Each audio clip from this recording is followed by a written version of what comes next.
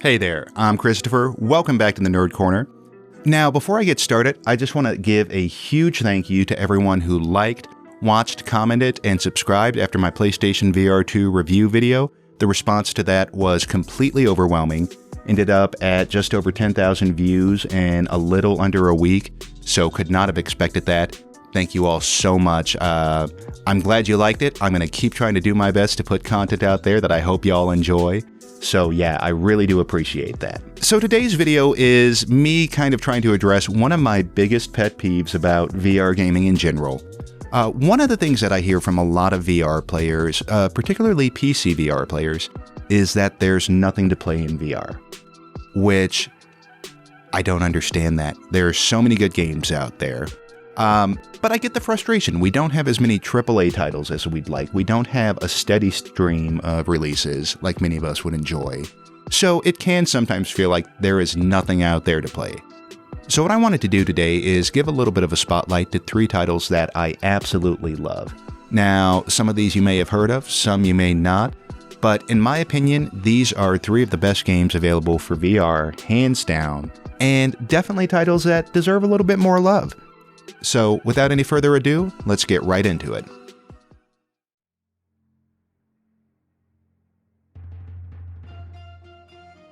The first title I want to talk about is Eye of the Temple. Now, Eye of the Temple was developed by solo developer Rune Johansson and was initially released on PC, although by the time this video is up, the Quest version should be available, so it is one I would highly recommend.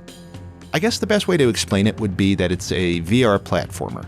So as you're going through the stages, instead of using teleport or smooth motion, or using the sticks whatsoever, or any of the things that you're normally used to, what you're doing is you're actually physically walking around your play space.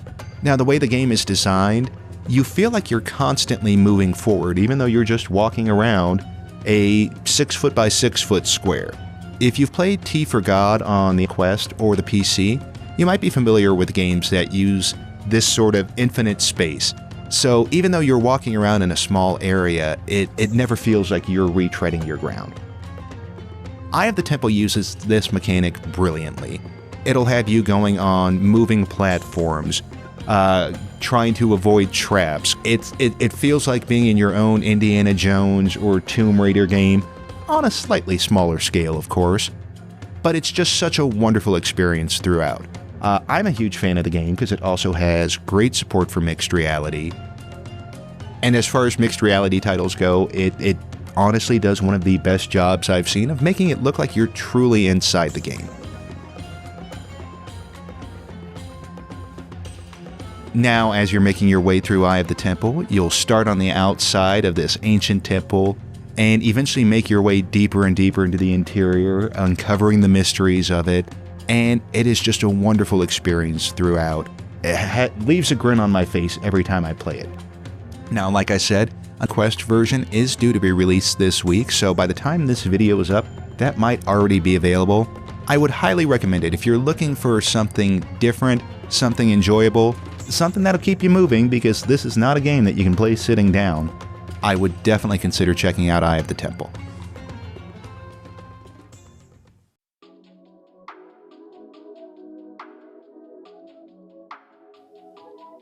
The next game I want to talk about is Edge of Nowhere.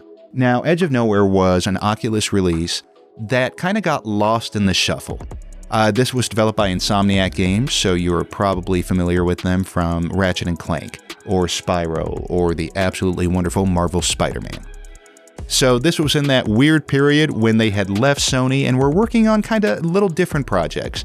So they did stuff like this. They did Sunset Overdrive, which underrated game. So Edge of Nowhere is a third-person action game set in the Arctic with heavy influences from H.P. Lovecraft and the Cthulhu mythos. If you've read In the Mountains of Madness, think about that as a good starting point for what you're going to see in this game. Now, it's a third-person action title, which I absolutely love. I personally feel that third-person titles are an underlooked genre in VR, so I am always a fan of games that take advantage of that perspective.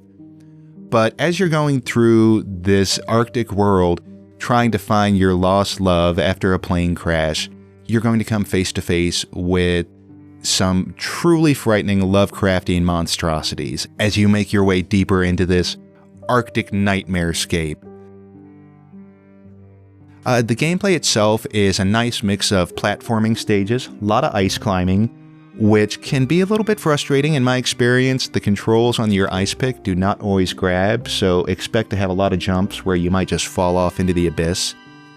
But so you'll be doing a mix of platforming, and then as you get into the areas that are filled with these creatures, which, as an aside, I think are some of the best Lovecraftian character designs I've seen in a game. They are truly disturbing, especially the ones that can get up close to you and can't see you, and they are right up on you, not comfortable at all.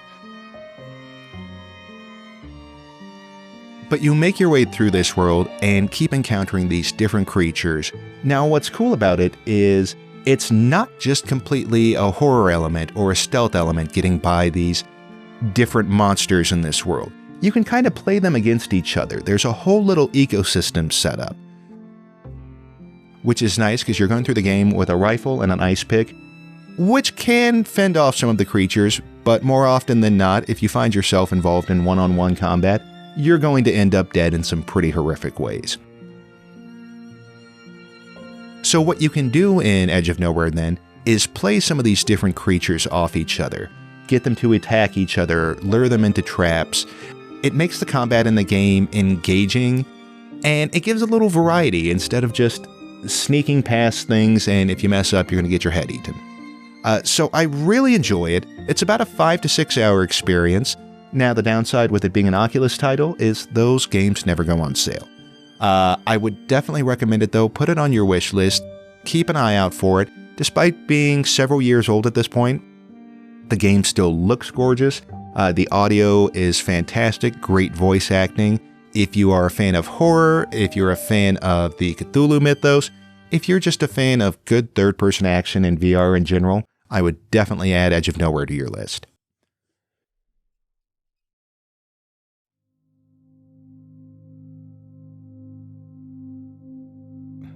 The last game I want to talk about today is actually, for me, after Half-Life Alyx, my number 2 game as far as just providing a true sense of immersion, really transporting you to a different world in VR.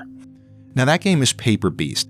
This was developed by Eric Jahai, my apologies if I horribly mispronounced the name there, who some of you older gamers like myself might be familiar with for being the designer on Another World, which is a cult classic, absolutely beloved platformer from the 1990s. And Paper Beast is a bit of a hard one to explain. It is part art piece, part puzzle game, part environment simulator, part sandbox. It is all these distinctive elements that come together to create one of the most unique and beautiful experiences in VR, in my opinion. Now, the entire game is remarkably surreal. From the psychedelic landscapes you'll be exploring to the origami-style creatures that populate the world. There really is nothing else like it visually or gameplay-wise in VR, or on flat screen to be honest. Now it's available for the PC as well as the original PlayStation VR. No PSVR 2 upgrade though, so you're going to be stuck on either one of those platforms if you want to check it out. As you go through the game, you'll come across a number of different set pieces that will require you to use the different creatures in the environment to manipulate the world around you. Now, this can take the form of using some very bizarre looking tube creatures that will suck sand and water in one end and blow it out the other to build a pathway, or create drainage ditches to use water to bring creatures back to life, to helping prey animals avoid predators trying to take them down. It is honestly a hard game to explain. I'm going to have some footage playing over this, which I don't know if that will do a better job of it. But it is just an absolutely unique and beautiful experience from the intro to the game, which I won't spoil here, to the very end. It's stuck with me. It's one of those that I go back and play through every couple years at this point. Pretty much every time I upgrade my PC or get a new headset, just to see how it looks. I would highly recommend it though, if you were looking for something that will be wholly different than anything you've tried in VR. Hands down, one of my favorite titles, absolutely beautiful. And after you've gone through the main campaign, you get access to a sandbox mode, where you can take all of these different creatures and environmental effects and just play around with them. If you ever played Populous, I am definitely aging myself with that one. It's similar to that, so you can manipulate the environment, create your own little sandbox landscape populated by all the different types of creatures you encountered in the game. And it's interesting seeing how they'll interact with each other. And it's fun being able to play around with the environment, you know, raising and lowering it, adding water, deciding you don't like your creatures, and just flooding everything out. Wholly unique experience. Like I said, it is my number 2 title after Half-Life Alyx as far as just showing the power of VR to truly transport you to a different world. So, highly recommend it. So those were 3 of the best VR games that I feel don't get enough love. I'd love to hear what you thought about the list, and let me know in the comments down below if you've played any of these games, and what other games do you like for VR that you feel kind of get swept under the radar. If there's some good suggestions down there, I would love to do another video like this going over some of the ideas you all brought up, and I just love hearing about new VR games in general.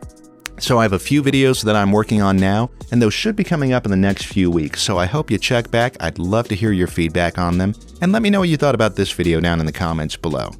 Hope you have a wonderful rest of your day, your afternoon, your morning, your evening, whatever time it is, wherever you are. I know you have a lot of choices on how you spend that time, so I really do appreciate you spending some of it here with me in the Nerd Corner. See you soon.